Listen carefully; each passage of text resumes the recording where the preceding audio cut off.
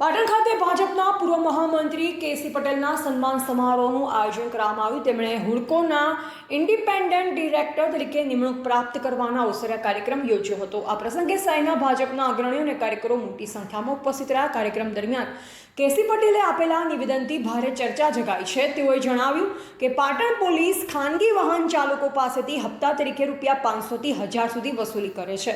પરિણામે ખાનગી વાહન ચાલકો પાટણમાં ખરીદી કરવા આવતા નથી અને બીજા સેન્ટરો તરફ જતા રહે છે। આ નિવેદનથી શહેરમાં પોલીસ અને વાહન ચાલકો વચ્ચેના સંબંધ ઉપર અનેક સવાલ ઊભા થયા છે। નાના બિઝનેસ માટે પરંતુ પાટણ શહેરમાં જે પ્રમાણેની ધંધા રોજગારની આવકો થવી જોઈએ એ અન્ય જગ્યાએ જે થાય તે પ્રમાણમાં નથી। એટલે એ કોઈને પાટણ આવવું હોય છે તો નથી આવતો। કેમ નથી આવતો પાટણ? કે રાધનપુર જતો રહે, એ મહેસાણા જતો રહે, એ આવી રીતે બહુચરાજી હારીજ આ બધા સેન્ટરોમાં જતો રહે, પણ પાટણમાં નથી આવતો। તો કેમ નથી આવતો?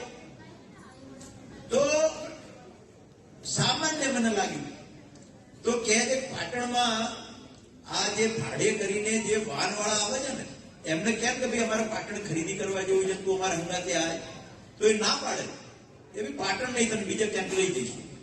કેમ? તો અમે પાટણમાં પ્રવેશ કરીએ છીએ તો પોલીસ વાળા પકડે છે, અમારી જોડે 500-1000 રૂપિયા લઈ લે છે, તો આવતા બંધ થયા છે કે ના? બધું વ્યવસ્થાઓ છે તો સીધું વાત કરી કે પાટણમાં કોઈ વાહન વાળો ભાડે વાળો એ કોઈને પાટણ આવવું હોય છે તો નથી આવતો। કેમ નથી આવતો પાટણ? કે રાધનપુર જતો રહે, એ મહેસાણા જતો રહે, એ આવી રીતે બહુચરાજી હારીજ આ બધા સેન્ટરોમાં જતો રહે, પણ પાટણમાં નથી આવતો। તો કેમ નથી આવતો? તો સામાન્ય મને લાગ્યું તો કે જે પાટણમાં આ જે ભાડે કરીને જે વાહનવાળા આવે છે ને એમને કેમ કે ભાઈ અમારે પાટણ ખરીદી કરવા જેવું છે તું અમારા હંગાતે આવે, તો એ ના પાડે એ બી પાટણ નહીં તને બીજે ક્યાંક લઈ જઈએ। કેમ?